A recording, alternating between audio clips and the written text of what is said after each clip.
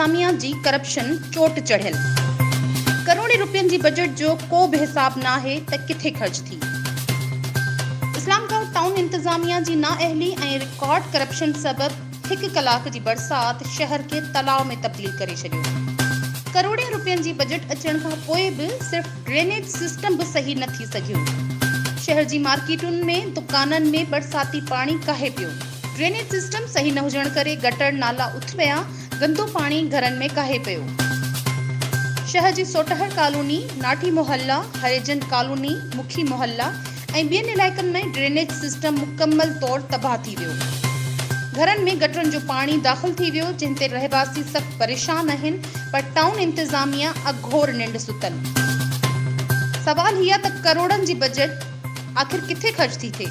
या करोड़नि जी बजट सवालिया निशान बणियल।